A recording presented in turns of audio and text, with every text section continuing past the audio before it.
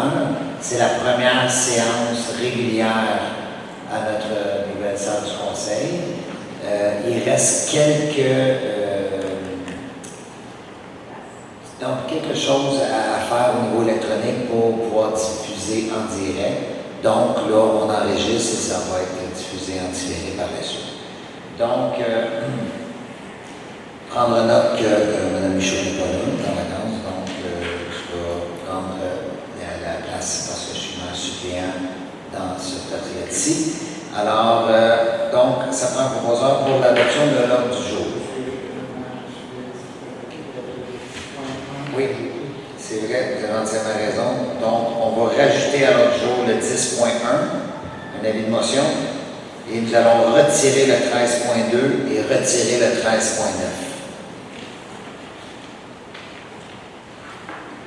Donc, ça prend un proposeur à la modification. Je propose. Proposé par M. Roy, puis par Mme Phelps. Donc, 5.1. M. Laplaine. Donc, l'adoption des procès-verbaux. Donc, ce conseil adopte les procès-verbaux des séances extraordinaires du 16 juin et du 22 juin et du 7 juillet 2026 et de la séance ordinaire du 9 juin 2026. J'en fais la proposition. Donc, proposé par M. Laplaine, appuyé par J'appuie. M. Bolduc. Donc, 7.1, Mme Phelps. C'est une adoption que ce conseil adopte le règlement 29-972-04 modifiant le règlement concernant les nuisances. Je propose. Donc, proposé par Mme Phelps, appuyé par J'appuie. M. Laplaine. Donc, 7.2, M. Roy. C'est pour la Cour municipale, la Rose de siéger, que la Cour municipale de la ville de Mercier siège en salle du conseil située au centre communautaire et culturel au 891 boulevard Saint-Jean-Baptiste en la ville de Mercier, que le chef-lieu de la Cour municipale demeure l'hôtel de ville 869 boulevard Saint-Jean-Baptiste, ville de Mercier, que la présente autorisation soit transmise au ministre de la Justice pour approbation. J'en fais la proposition, M. Drelet. Donc, proposé par M. Roy, appuyé par J'appuie. donc M. Laplaine. Donc, 8.1, Mme Prudhomme. C'est concernant la demande des cliniques Beaumont en santé pour leur 6e tournoi de golf le vendredi 11 septembre. Donc, ce conseil procède à l'achat de 2 billets de golf pour le tournoi de golf de la clinique Beaumont en santé du 11 septembre prochain. Je propose. Donc, proposé par Mme Prudhomme, appuyé par M. Bolduc. 8.2, M. Bolduc. C'est l'acceptation des obligations municipales et engagements financiers pour le programme de rénovation des habitations à loyer modique. Donc, il est résolu que ce conseil confirme son appui à la démarche de l'Office d'habitation du Roussillon. J'en fais la proposition. Donc, appuyé par M. Bolduc, appuyé par J'appuie. M. Laplaine. 8.3, M. Laplaine. C'est l'amendement budgétaire. Donc, ce conseil autorise un transfert budgétaire au montant de 500 000 en provenance du surplus dans le poste budgétaire 02 135 00 414 et que ce conseil autorise un transfert budgétaire au montant de 200 000 en provenance du poste budgétaire 02 135 00 414 dans le poste budgétaire 02 135 00 412. J'en fais la proposition. Donc, proposé par M. Laplaine, appuyé par M. Bolduc. Donc, le 8.4, Mme Phelps. Tournoi de golf Chevalier Colomb. Que ce conseil procède à l'achat de billets de golf au montant de 125 $ et accorde également un montant de 150. Je propose. Donc, proposé par Mme Phelps, appuyé par J'appuie. M. Roy. Donc, 8.5, M. Roy. C'est le règlement sur la langue française, l'abolition de l'exemption de 5 000 $. Que ce conseil dénonce l'abolition de l'exemption prévue à l'article 17 du règlement sur la langue d'administration pour les contrats de 5 000 $ par mois. Donc, proposé par M. Roy, appuyé par J'appuie. Mme Phelps. Alors, Mme Prudhomme, 8.6. C'est une demande à la communauté métropolitaine de Montréal, donc la CMM, suite à la fin du programme de compensation aux municipalités rurales pour la protection du territoire agricole. Donc, ce conseil demande à Mme Soraya Martinez-Ferrada, présidente de la CMM, de demander à la CMM de revoir sa position sur le partage de la croissance de l'assiette foncière, comme le prévoit les articles 180 et 181 de la loi sur la communauté métropolitaine, qu'une aide financière soit rétablie dans les meilleurs délais afin de venir en aide aux municipalités rurales et que cette aide soit permanente, tout tenant compte de l'inflation annuelle, que le gouvernement provincial reconnaisse que la protection du territoire agricole pénalise plusieurs municipalités rurales puisqu'elle limite la croissance de leur assiette fiscale, que la CMM adopte un modèle métropolitain afin d'intégrer des mécanismes d'équité territoriale. Donc, je propose. Proposé par Mme Prudhomme, appuyé par M. Laplaine. 9.1, M. Bolduc. C'est une permanence de Mme Geneviève Cyr. Donc, il est résolu que ce Conseil accorde de permanence à Mme Geneviève Cyr au poste de commis auprès au 12 juin 2026 et aux conditions prévues à la convention collective SCFP, section locale 3153. J'en fais la proposition. Proposé par M. Bolduc, appuyé par J'appuie. Mme Phelps. Donc, 9.2, 9.3, M. Laplaine. Nomination de policier à l'essai. Donc, ce Conseil procède à la nomination de M. David Borduas au poste d'agent patrouilleur permanent, que son statut soit celui du policier à l'essai tel que prévu à l'article 2.4 de la Convention collective en vigueur, que la nomination au poste d'agent patrouilleur permanent à titre de policier à l'essai soit effective à compter du 8 avril 2026 et que ses conditions de travail soient celles de la Convention collective des policiers et policières de la ville de Mercier. J'en fais la proposition.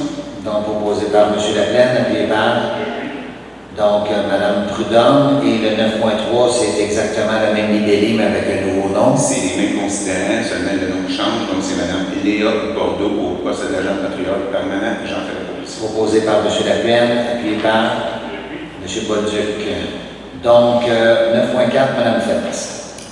C'est un octroi de mandat pour les services professionnels que ce Conseil mandate la société Laverie et notamment Maître Ariane Pasquier afin de représenter la ville. Je propose. Donc, proposé par Mme Phelps, appuyé par J'appuie. M. Laplaine. Donc, 10.1, M. Laplaine. Tu as un avis de motion? Un instant, je pense que M. Bolduc veut faire quelque chose. Non. Tout de suite. Non, c'est pas ça. C'est pas 10.1? Non, c'est pas ça. Donc, avis de motion. Donc, je, Martin Laplaine, conseiller municipal, donne avis de motion qu'un règlement sur la circulation sera adopté ultérieurement. Donc, la motion est donnée. Donc, 11.1, M. Roy. C'est autorisation de paiement Code-Part 2026 que la directrice finance et trésorerie et son remplaçant soient autorisés à verser à la municipalité régionale de Comté et Roussillon selon la modalité prévue de la somme de 313 867 pour la Code-Part administration 2026, que cette dépense soit imputée au poste budgétaire 02-520-00959, que la directrice finance et trésorerie ou son remplaçant soit autorisé à verser à la municipalité régionale de contribution de selon la modalité prévue la somme de 6 081 pour la Code-Part route verte 2025, que cette dépense soit imputée au budget 02-520-00959, que la directrice des finances et trésorerie ou sa remplaçante soit autorisée à verser à la municipalité régionale de contribution la somme des modalités prévues de la Code-Part liée au coût des matières résiduelles, que cette dépense soit imputée aux divers postes budgétaires liés à la collecte des déchets de matières organiques. J'en fais la proposition, M. Delay. Proposé par M. Roy, appuyé par J'appuie. M. Laplaine. Donc, 11.2, Mme Prudhomme. L'adoption des comptes à payer. Donc, je propose qu'on paie ce qu'on doit pour la période du 1er au 30 juin. Donc, proposé par Mme Prudhomme, appuyé par M. Bolduc. 12.1, M. Bolduc. C'est un octroi de contrat pour la surveillance des taux pour les travaux au coin des érables et de la route 138. Donc, dans le fond, je propose qu'on autorise le paiement de 43 207,20 l'édition des taxes à la Société Code 3 Sécurité. Proposé par M. Bolduc, appuyé par J'appuie. appuyé par M. Laplaine. 12.2. Je vais le retirer de ce point-là, c'est mon employeur. Donc, prendre note que M. Bolduc se retire de ce point. Alors, M. Laplaine. Oui, sinon, c'est la sécurisation de l'intersection de la montée Saint-Isidore et du Bois Sainte-Marguerite. Donc, ce conseil signifie son apport au ministère du Transport et de la Mobilité durable pour les solutions proposées d'implanter un carrefour gélatoire décalé à l'intersection de la montée Saint-Isidore et du Bois Sainte-Marguerite et que le ministère du Transport et de la Mobilité durable prenne en considération les enjeux agricoles au niveau de la géométrie et des dimensions et qu'il implique la ville de Mercier dans l'aménagement de cette solution. J'en fais la proposition. Donc, proposé par M. Laplaine, appuyé par M. Roy. Donc, 12.3, Mme Phelps. C'est un ajout au contrat que ce Conseil autorise un ajout au contrat de Afcar Construction Inc. au montant de 135 000 avant taxes dans le cadre du projet 2024-44-TP transformation de l'Église, je propose. Donc, proposé par Mme Phelps, appuyé par M. Paul-Duc. 12.4, M. Roy. C'est l'adoption du plan d'action 2026 et du bilan 2025 à l'égard des personnes handicapées. Que ce Conseil adopte la mise à jour 2026 du plan d'action triennal 2024-2026 à l'égard des personnes handicapées ainsi que le bilan 2025. J'en fais la proposition, M. Delaville. Donc, proposé par M. Roy, appuyé par J'appuie. Mme Prudhomme. Donc, Mme Prudhomme, 12.5. C'est concernant la relocalisation et réaménagement de l'écocentre, un achat de containers transformés pour l'accueil de l'écocentre. Donc, ce conseil autorise le droit du contrat de la société Expert SES pour la construction et l'aménagement du container servant de bâtiment d'accueil. Que cette dépense soit financée via les surplus montant avant taxe 54 292 et 19. Je propose. Proposé par Mme Prudhomme, appuyé par Mme Phelps. 13.1, M. Roy. Excusez-moi, M. Paul-Duc, je suis désolé. Donc, c'est pour le dépôt. Je, Tony Bauduc, conseiller municipal, dépose le procès-verbal de la séance du comité consultatif d'urbanisme tenue le 11 mai 2026. Donc, proposé, le dépôt fait par M. Paul-Duc. Le 13.2 est retiré, donc le 13.3, Mme Phelps. OK. Donc, c'est une demande de dérogation. Est-ce qu'il y a des questions ou des commentaires dans la salle? Pour le 376 Étoile-la-Berge? Non. Demande de dérogation mineure 2026-09 visant la construction d'un abri de type 3 saisons au 376 rue Édouard-Laberge. Que ce conseil accorde la dérogation mineure, je propose. Donc, proposé par Mme Phelps, appuyé par M. Paul-Duc. 13.4, M. Roy. C'est une demande de dérogation mineure au 2026-10 visant l'installation d'une enseigne commerciale détachée au 260 boulevard Saint-Jean-Baptiste. Passons des questions comme ça. Que ce conseil accorde la dérogation mineure 2026-10 afin de permettre l'implantation d'un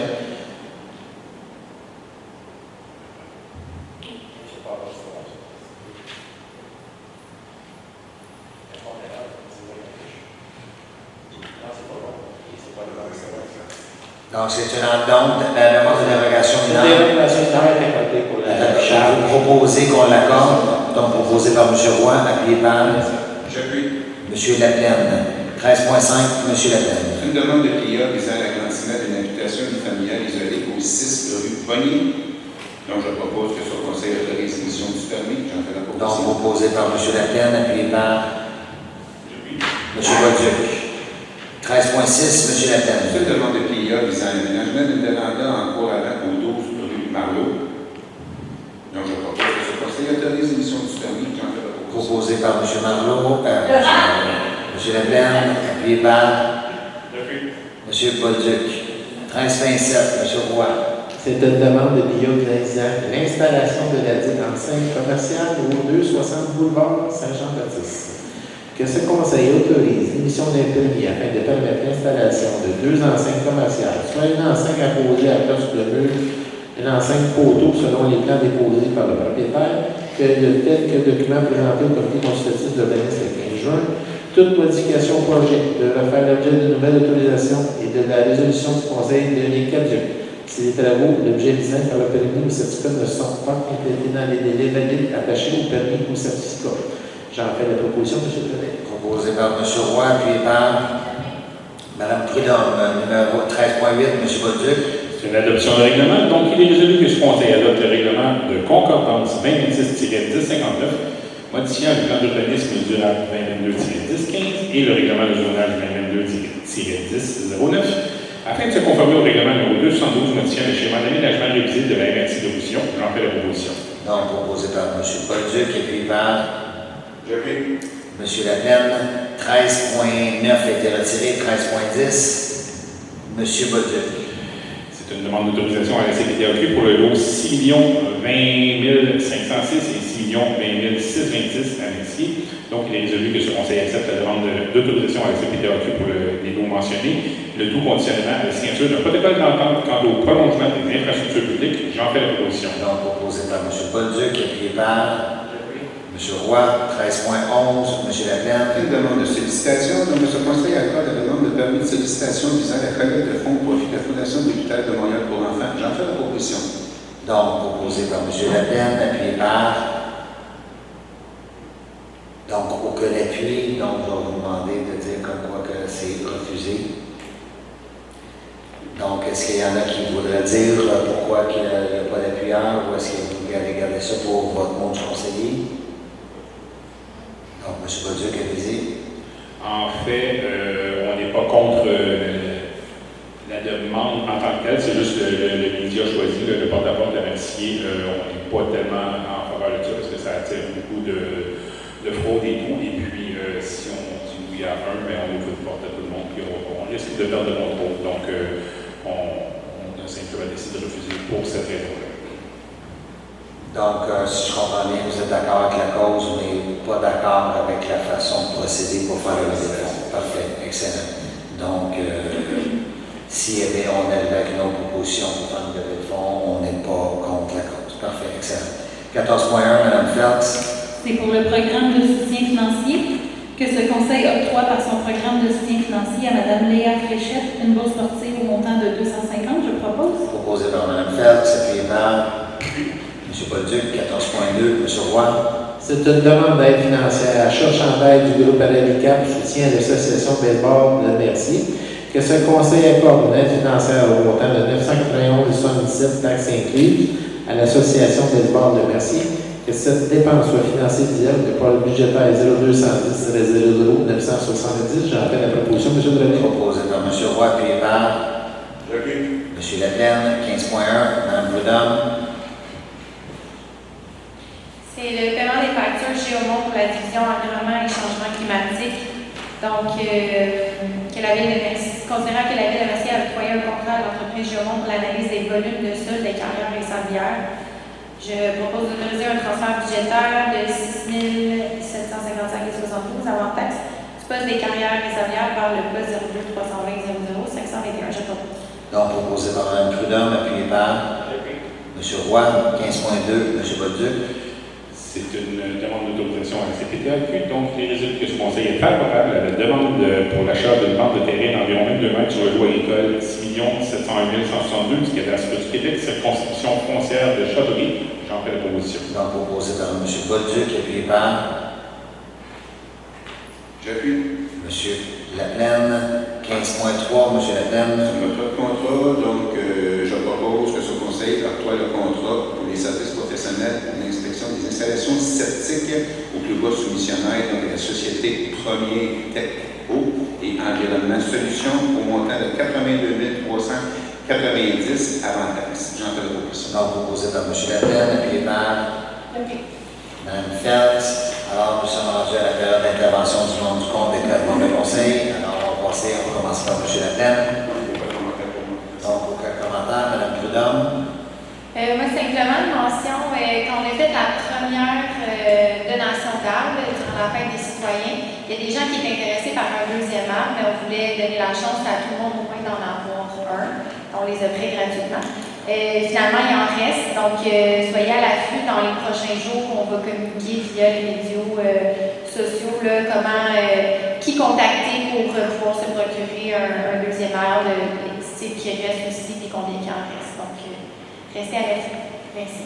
Merci, Mme Prudhomme. M. Bolduc. Oui, simplement pour féliciter Mme Cyr pour sa permanence. Je pense que vous avez bienvenue dans l'organisation de nouveaux petits comme nouveaux petits et la nouvelle policière. Donc, bonne chance dans vos nouvelles fonctions. Donc, Mme Feltz. Moi, je n'ai pas vraiment d'intervention, mis à part que je suis très satisfaite de notre première rencontre. Je trouve ça d'une beauté inégalée. La seule chose, je suis un petit peu fatiguée de jouer au passe de micro à mes collègues de chaque côté. Peut-être que ça, j'imagine que c'est quelque chose. Voilà, c'est ça. Fait que là, je passe le micro à mon collègue. Rien pour moi. Non. OK. Donc, en ce qui concerne les 2 points, à 8.6, vous avez vu la compensation agricole à la CPTAQ. Pour ceux qui sont là et ceux qui vont écouter à la maison, c'est un montant qui est excessivement important pour une ville comme la ville de Mercier, où est-ce que près de 90% de notre territoire est agricole, ce qui fait en sorte qu'on est voué à faire aucun développement. autres sur ces terrains-là. Donc, il reste le 10% qui reste. Puis on arrive en fin, là, où est-ce que le gouvernement, pendant plusieurs années, donnait 200, 250 000 à peu près là, en compensation agricole. Mais c'est un 250 000 qui vient avec aucun coût. Donc, c'est un chèque qui vient dire, écoute, on voit bien qu'on t'empêche de développer parce que c'est important de protéger les terres, mais on va venir te compenser. Ce qui fait en sorte que là, ben, ce chèque-là a été coupé. C'est pour ça que, dans le fond, on fait la demande. Deuxièmement, et chez Mme Michaud est une excellente porte-parole pour avoir le chèque. Elle sait exactement sur quel piton peser pour qu'on fasse écouter. Deuxièmement, la semaine dernière, on a participé à l'inauguration de Chez nous solidaire, donc qui est juste à partir ici à côté de l'école Bonnier. Il y avait ça pleine. Donc, c'était vraiment bien. Là, on a vu une belle mobilisation de la communauté, des citoyens. Il y avait un paquet de monde. C'est beau ce qui a été fait. Et puis, je suis vraiment fier d'être Mercier Roy, entre autres, avec des projets comme Chez nous solidaire. C'est tout ce que j'avais à dire. Puis, je vais laisser la parole aux citoyens. La seule affaire que je vais vous demander, c'est de vous identifier, de nommer sur quelle rue, quelle adresse que vous habitez pour le bénéfice de tous. Bonsoir. Marie Primo, Saint-Marie Primo. Parfait. Je tiens à participer pour la première fois à la première question au nouvel emploi, vu que je l'ai fait quand même plusieurs reprises dans les dernières années. Si je me permets, je sais qu'il y a un petit peu de confusion par rapport à l'inspection pour le rôle triennal. Il y a plusieurs citoyens qui ont manifesté. Bon, on est obligé d'ouvrir, on est obligé de. Nos papiers sont tout en règle. On a demandé des permis pour les agrandissements, on a demandé des permis pour les choses. On est vraiment obligé d'ouvrir notre porte pour que les personnes viennent visiter nos maisons. Je vais juste demander de voir c'est quoi les obligations, les devoirs des citoyens à cet égard. Bien, moi, dans le fond, je vais laisser administrativement répondre, mais j'aurais tendance à dire que, lorsque les gens viennent inspecter, comme nous, ça. Allez-y, M. Chérif. Parce que moi, j'aurais tendance à dire, laissez, venez, et si jamais on fait en sorte que les maisons prennent 50%, puis qu'en moyenne, la maison moyenne prend 50%, nous, on baisse le taux de taxation de 50%. Donc, ça ne te coûte rien, mais la valeur de ta propriété, la valeur de la ville augmente. Donc, le régime foncier, mais je vais laisser M. Chérifou dans les détails, savoir dans l'obligation, parce qu'on a dû répondre. Vous avez déjà tout dit, M. Brevet. En fait, oui, il y a une obligation. La raison bien simple, c'est que quelqu'un qui ne voudrait pas, qui sait que sa maison a pris de la valeur, qui ne voudrait pas que l'évaluateur vienne se répondre. Et évidemment, ça serait injuste pour l'ensemble des contribuables. Fait que oui, il y a une obligation. Cependant, c'est pas n'importe comment. Il y a normalement des rendez-vous qui se prennent, qui s'organisent. Sauf que si c'est extérieur, c'est autre chose. Mais quand c'est intérieur, il y a des rendez-vous qui se prennent. OK. Fait que donc, il y a une vérification qui peut être faite pour regarder à la ville. Automatiquement, ils vont nous dire des numéros de licence. Tout à fait. Les numéros, les véhicules, même, tout est organisé pour s'assurer, dans le fond, qu'il n'y avait pas de fraude là-dedans. Fait que ma question est plus dans ce sens-là pour rassurer tout le monde qui va écouter l'enregistrement pour qu'ils sachent comment ça fonctionne. Puis c'est bon aussi de savoir que, parce que tout le monde est effrayé, ah oui, ça va mais on sait toujours que le rôle de taxation, la Mercier a toujours été attentif à respecter un pourcentage adéquat. Bien, tu sais, grosso modo, le dernier plan triennal de mobilisation, mettons, je dis des chiffres pour que tout le monde comprenne. Mettons, la maison moyenne a augmenté de 50%. On passer de 500 000 à 750 000. Mettons, c'est l'évaluation moyenne. Et moi, ma maison, elle a augmenté de 45%. Le taux de taxation va être ajusté, ce qui fait en sorte que tu augmentes les taxes de 3%. Ben moi, je viens de diminuer mon compte de taxes. Et quelqu'un qui a la maison a pris 70%. Donc, c'est 20% plus que 50%. Et là, ben, tu rajoutes le 3%. Donc là, on dit, ben, je me suis fait avoir avec les taxes, mais c'est comme ça que ça se calcule. Mais quelqu'un qui, mettons, là, basic qui est directement sans moyenne, la maison moyenne a pris 50 puis sa maison a pris 50 ben on va baisser le taux de taxation pour que ça fasse en sorte que ce coût nul. Puis un coup, ce coût-là, on rajoute le 3 ou le 2 ou le 1 Mais si j'ai. Vous pouvez compléter, ici, M. Fernand ou M. Chérif. Juste une petite précision. En fait, l'identité des évaluateurs qui vont dans les maisons est vérifiée par l'IRF. Et ils possèdent une lettre signée de la main qui est vérifiée avec le sceau de la main. OK. Parfait.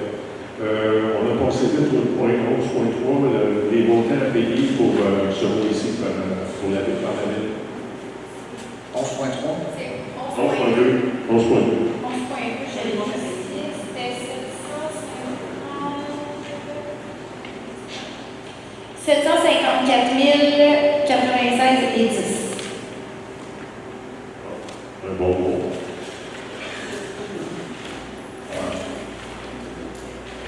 C'est le mois de juin. OK. C'est un petit mot. Au 15.1, la facture qu'on a payée avec Géomont, c'était pour vérifier quoi, la densité de sable ou qu'il y avait dans les sablières ou... M. Chérif.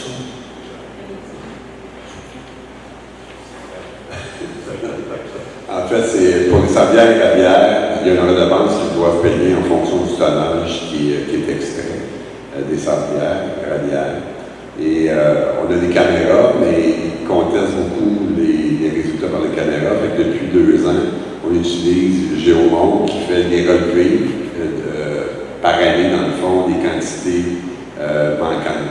Ce qui nous permet d'avoir une facturation qui, en théorie, est moins contestable. Ceci étant dit, ils sont bons pour contester.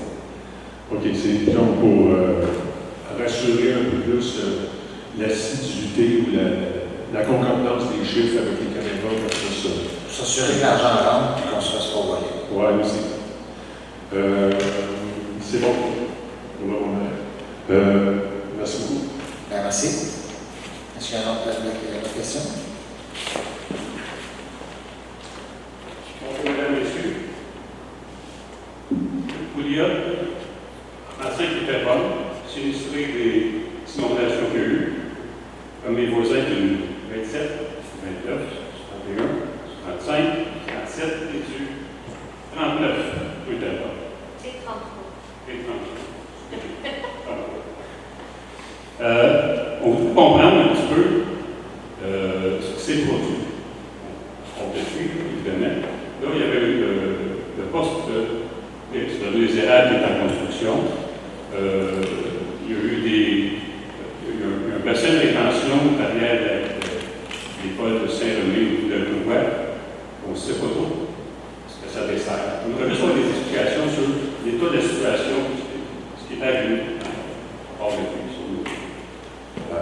Je serais bien arrêté de vous donner techniquement chacun des éléments. Cependant, les pluies qu'on a eues encore là, à cette journée-là, c'est au-delà de 150 mm en 24 heures. Partout, toutes les villes, honnêtement, malheureusement, qui sont touchées par des pluies aussi intenses, subissent ce genre d'inconvénients. Il y a des secteurs plus vulnérables, toutes sortes de raisons. Du côté de la ville, moi, ce que je peux vous dire, c'est que toutes les mesures sont prises. Prenons l'exemple des puisards. C'est un élément qui est souvent dit, qui est relevé, parce qu'on reçoit des courriels qui nous disent les puisards débordés, c'est pas normal, c'est parce qu'ils sont pas nettoyés. Nos puisards sont nettoyés aux 2 ans, ce qui est largement suffisant. En fait, on a commencé à faire ça il y a à peu près 6 ans. Avant ça, ils étaient nettoyés aux 7-8 ans. Fait que ça n'avait pas de sens, mais la norme qu'on a établie depuis ces années-là, ça répond largement, en fait, plus positivement aux normes reconnues. C'est difficile, ça n'a pas de lien avec le poste des érables, quoi que ce soit. Là. Honnêtement, c'est pas en lien avec ça. C'est vraiment une quantité d'eau incroyable qui est tombée. On l'a vécu, en fait, à quelques reprises depuis quelques années, mais toutes les villes environnantes, dans le fond, l'ont vécu, malgré les investissements. Ce qui est connu par les experts, c'est qu'il n'y a pas de moyen de grossir les infrastructures municipales pour répondre à ces événements-là. Il faut ensemble de mesures. Puis on y travaille. Nous, on essaie de regarder comment on est capable d'aider la communauté à mieux se préparer. Il y a aussi la responsabilité de chacun des citoyens. Puis je sais que c'est un peu plate à entendre, mais je pense que notre travail, ça va être aussi d'essayer d'aider les citoyens à se préparer dans ce qu'ils peuvent faire, des clapets anti-refoulement, des stationnements qui sont en pente, mettre des jambes d'autodame dans l'eau, mettre des barrières anti-pluie devant les portes de garage, ceux qui ont des toits plats, des grillés, des drains de toit. Il y a une série de mesures de mieux imperméabiliser certains éléments, mieux doter, mieux organiser les drains français. Mais il n'y a pas de raison qui fait que de notre côté, on se dit hey, si on avait fait ça, ce ne serait pas arrivé. Parce que si c'était le cas, on le ferait. Ce conseil-là est grandement engagé. Moi, depuis 2014, que je suis directeur général ici sur une petite période où j'ai quitté pour la retraite.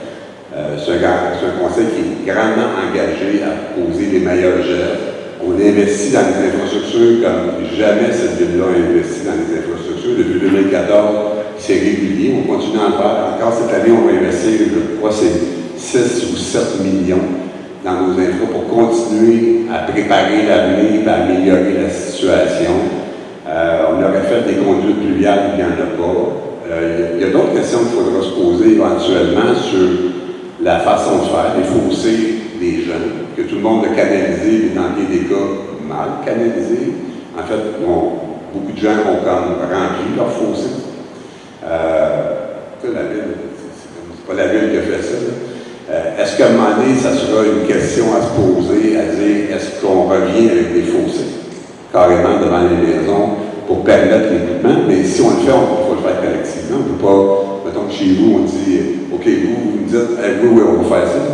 Mais les deux voisins, chaque part ne le font pas, puis c'est pas canalisé comme il faut, l'eau ne s'écoule pas, il n'y a pas de gain à faire chez vous. Vous allez avoir un mini bassin de rétention dans chez vous, ce qui sera probablement mieux que pas, mais il y a beaucoup d'éléments à tenir en compte là-dedans. Moi, ce que je peux vous assurer, c'est que la ville, de notre côté, tant sur le plan politique que sur le plan administratif, toutes les mesures qu'on peut prendre, on les prend. Mais ce sont des événements, en fait, qui ne sont pas contrôlés. C'est juste un peu fou. C'est une quantité d'eau impressionnante. Un exemple personnel, moi, chez nous, je demeure à Montréal. Ça fait 30 ans que je vis à la même place. Je n'ai jamais été inondé une fois. Puis ça fait 3 fois depuis 5 ans que je suis inondé. Bon, et là, nous, on prend toutes sortes de mesures. Parce que les mesures que je parlais tantôt, j'en parle en connaissance de cause parce qu'on est en train de les faire au complet. Puis pourtant, c'est les mêmes installations, c'est les mêmes infrastructures qui étaient là avant, mais les pluies, l'intensité des pluies qui arrivent sont juste comme trop fortes pour ça. Fait qu'il faut essayer de continuer à penser, à travailler avec les citoyens, comment on est capable de vous aider, comment on est capable de vous aider à réfléchir à comment vous pouvez mieux vous protéger. Est-ce qu'il y a d'autres mesures qu'on peut prendre? J'imagine. Bien, nous, en aval, M. Chérifou, en aval, on va revenir avec un projet pilote pour faciliter ceux qui ont eu des dégâts justement comme ça. Il va y avoir quelque chose qui va être proposé rapidement là, pour la rapidité d'émission des permis et ainsi de suite. Donc, puis pour faciliter. Mais ça, c'est en aval. En amont, M. Chérifou, il a expliqué là, que c'est ce qu'il fait. Okay, je reviens avec la question, parce que là, on tente de comprendre aussi le bassin de rétention dont je parle. Est-ce qu'on peut délimiter le secteur qui nous touche de notre côté? C'est réel de côté ici en face du bassin de non.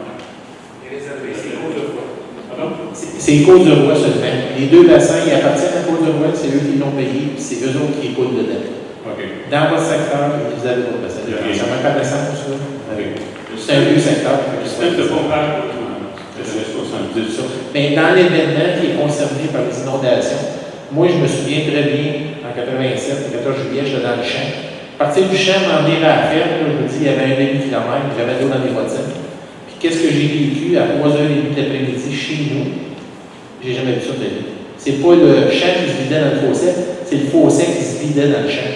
La rivière était 3 pieds plus haute que la normale. Fait que l'eau n'avait pas de place à aller, fait qu'à un moment donné, elle remonte, elle fait le niveau.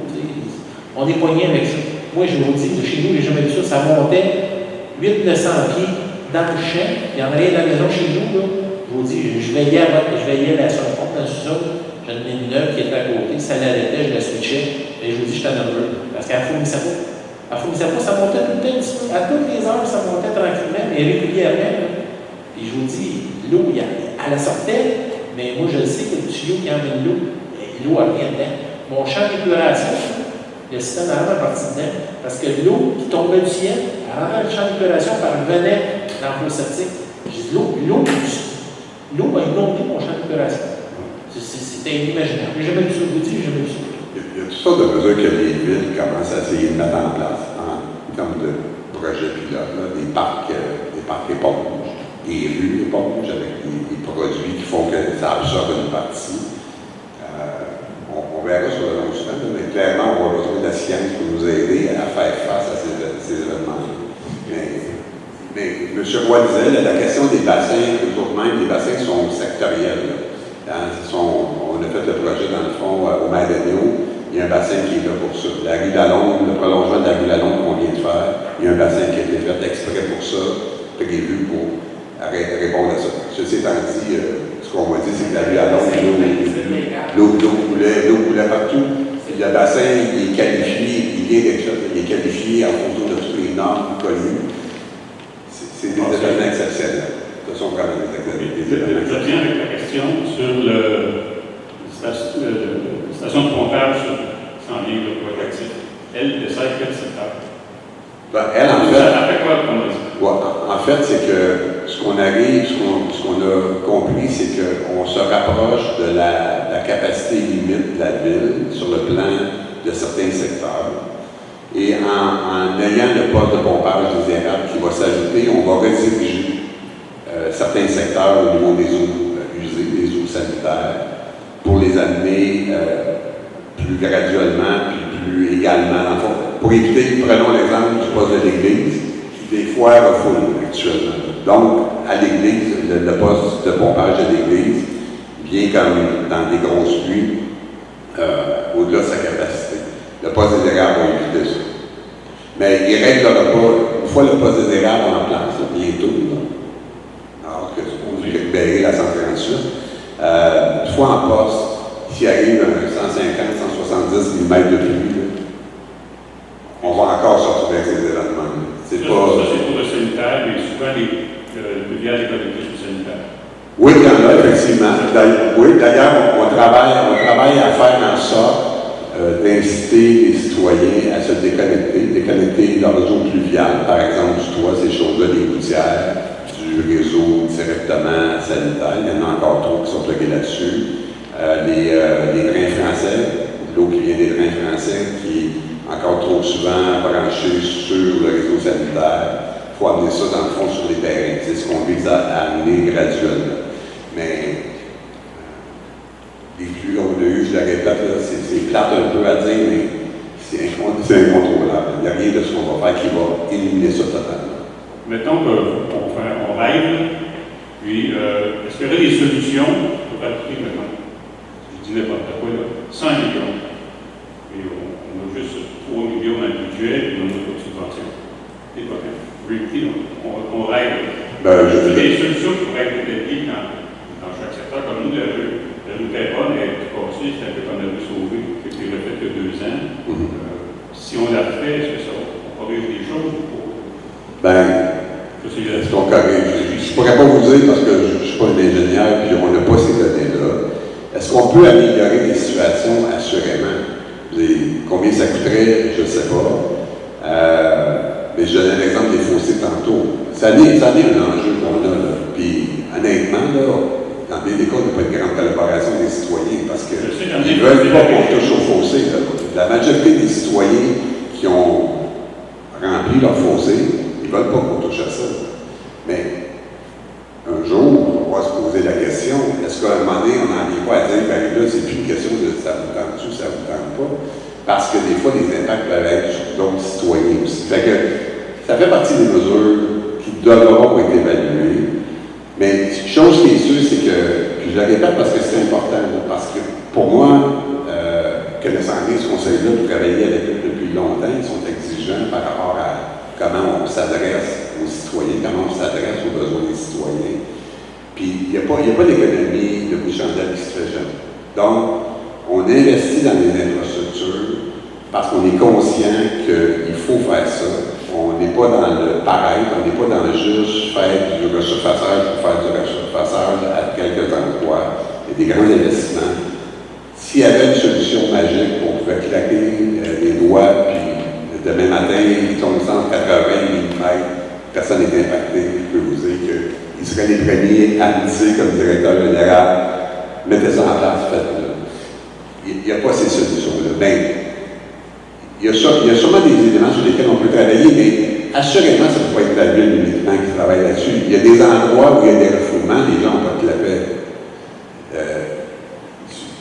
Ça fait partie des éléments. Je le disais, là, les stationnements en clapant de retour, les stationnements qui sont en panne, c'est appelé à causer des inondations de plus en plus. En fait, Montréal veut même mettre fin à ça complètement. Il y a des villes qui veulent mettre fin à ça complètement, qu'il n'y ait plus aucun stationnement qui soit en panne.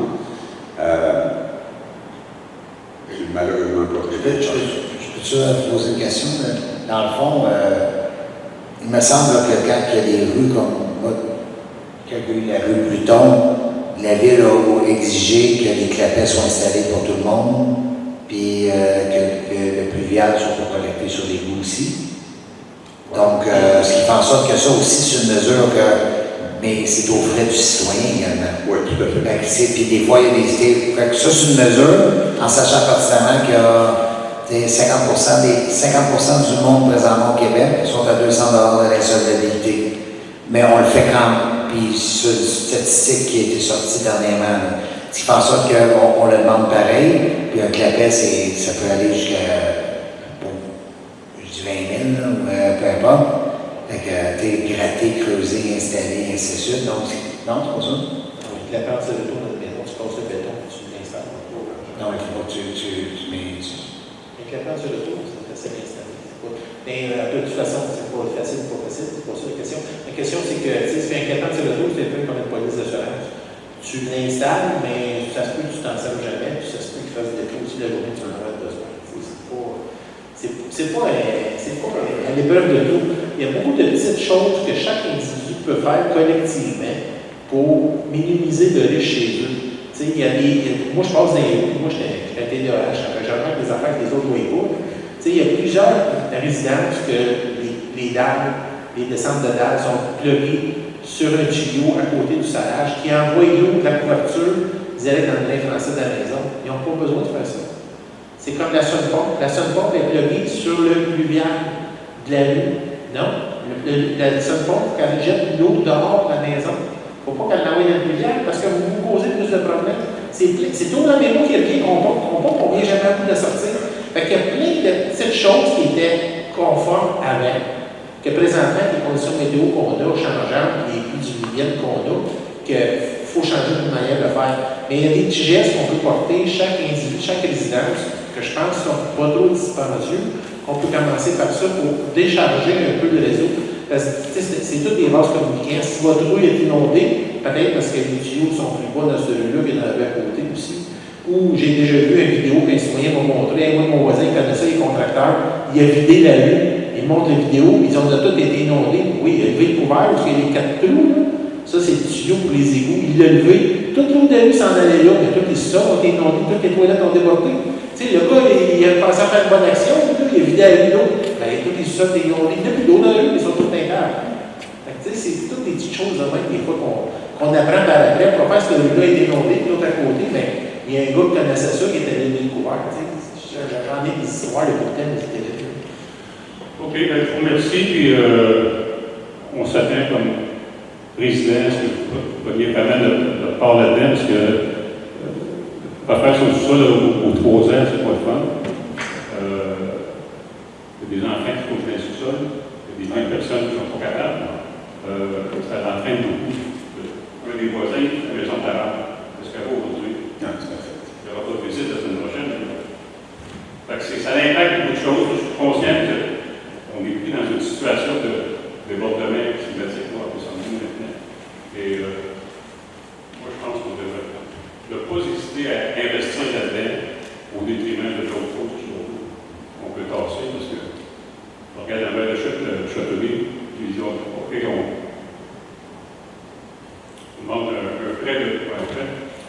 fait un règlement à la division, même si on n'a pas eu de subvention pour tel projet. Ça, il faut faire un courage politique. Puis je vous invite à avoir les yeux clairs là-dessus. Je sais. Ben, je veux juste vous dire, moi, je suis à la rue Saint-René, donc je suis dans un vieux secteur, même ça que Tarpon, William et tout. Puis, nous, on a un fossé qui n'ont pas été remblayés. Puis, personne n'a été inondé. Donc, c'est le fossé qui montait, donc ça allait dégager. C'est important, un point de fossé. vue. La rue Sauvée était faite au tout début. Elle déchargeait vers l'arrière de la maison. Moi, ma maison, sur un côté, la cour passe en vers la rue Sauvée, les rues. Ça, c'était remblayé. Le tiers de mon terrain est du bord. L'autre tiers dans la rue. Pas que je monte avec la maison. C'est un peu les fossés touchés, c'est ça. Mais c'est sûr que ça allait dans être inondé. Moi, comme je dis, on est quand même sur une vieille rue. Puis personne dans la rue a été inondé parce que nos fossés n'ont pas été remblayés. Donc, tout se déversait. Est-ce que le fossé est débordé? Oui. Mais j'aimerais que qu'il déborde dans la rue, c'est le terrain qui déborde dans le sol. Elle nous en vaut vos problèmes. Ah non, elle nous en vaut.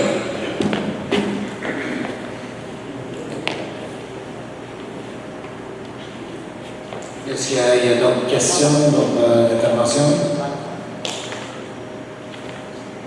Donc, le 18.1, Mme Fox. Je propose. Proposer la levée dans l'Assemblée, appuyé par M. Lebel. Merci beaucoup.